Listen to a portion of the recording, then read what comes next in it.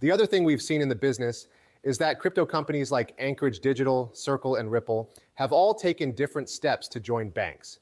What does that mean to you? Why do they need them? Does everyone have the same reason for going, or do they all have different ones? Okay, I guess I have a few things to say about that. That's why they need them. So what should the banks that are already in place worry about if that happens?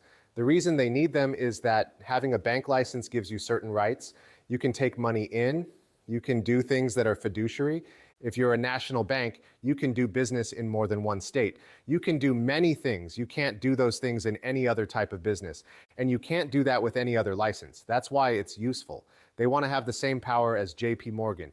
If I were JP Morgan, I'd be more worried about this space than if I were one of these crypto companies. This is because the biggest banks have always said, we own the payment system and we own the deposit system. We can't be attacked, and we don't have to touch some of these cool new digital goods, but people are worried that when the biggest digital asset companies get bank charters, things will change. Suddenly, they'll be able to offer a lot of banking services along with digital assets, which is something the current players can't do.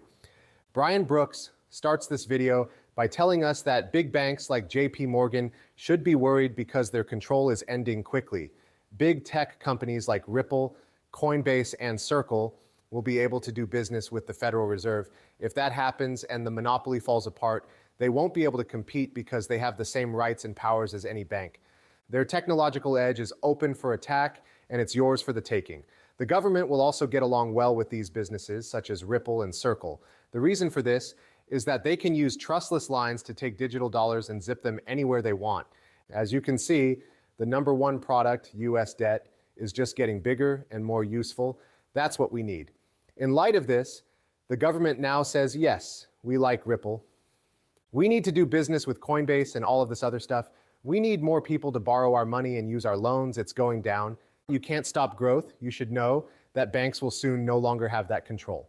Today, we learned more about that. We are now at $2.48 in XRP. I think we're in a great place to get ready for when the shutdown ends. Then you know what takes place. ETFs are going to change everything for good. I can't wait for that time. Finally, we have some new news from Paul Barron.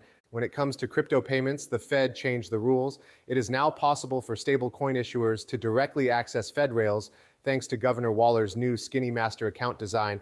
Crypto payment companies do not use banks as middlemen. It's not enough to just split the money made. That's fine. But the fact that we saw what happened with Silicon Valley Bank makes your safe coin even stronger. When it fell apart, everyone thought, oh no, where's the money? We might not have the cash. The stable coin will then be worthless if you don't have any proof. You don't have to worry about it if you can get to the Fed directly. The Fed is in charge of keeping your money safe. Don't stress over this. Faster settlements, lower costs, and of course validity with access to the Fed that supports crypto integration. The likes of Ripple, Circle, and Anchorage have been fighting for years, and they will get what they want. It's going to happen. This is our Trojan horse. When you have direct connection, going from a digital dollar to an XRP, Ethereum, or Bitcoin is as easy as hopping, skipping, or clicking your mouse. Finally, digital dollars can be used directly with blockchain. This makes it even more exciting, valuable, and useful. That's the important thing here. Those of you who haven't already should subscribe to make sure you don't miss the daily crypto reports. They'll keep coming. This is now really exciting.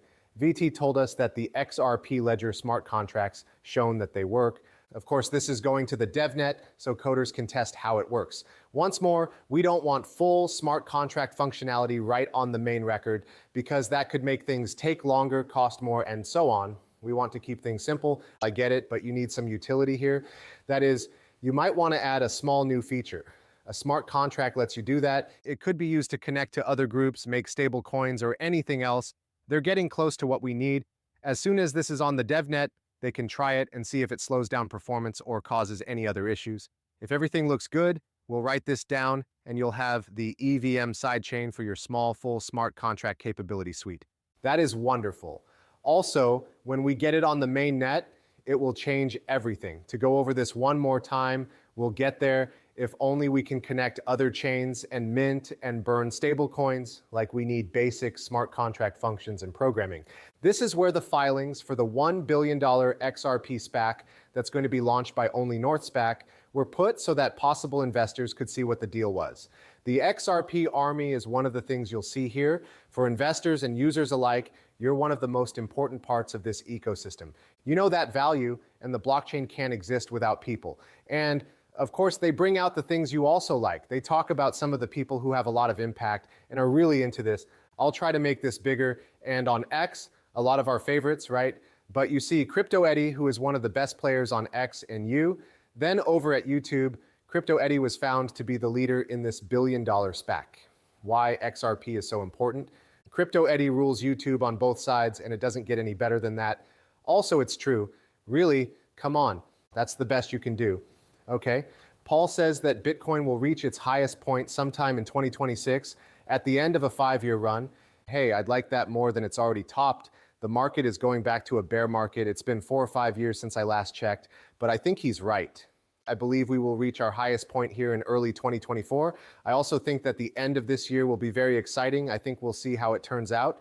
As we'll see next, gold will never be a good way to save money. It went down 5% in one day today. It also won't let you buy coffee, and there will be no more. It's funny how people always make the same points about crypto debates. Gold has been around for a very long time. It's clear that it has value. It's not possible to pay for coffee with gold bars or cash. Also, it can be pretty unstable on its own, but it has a place in these financial markets. Base is getting ready for secret deals. This is all the rage right now. The XRP record also shows this to be true. Don't get this mixed up with Monero. That is not private. When you use Monero, no one can see what you're doing, no matter what. Privacy just means that regular people can't look at the blockchain and see what you're doing. You are able to do business in private. Of course, states and regulators can get that information if they need to see what you're doing. As institutions like banks start to fully accept this idea, we can see that everyone is coming together around it. In some way, they're going to need this.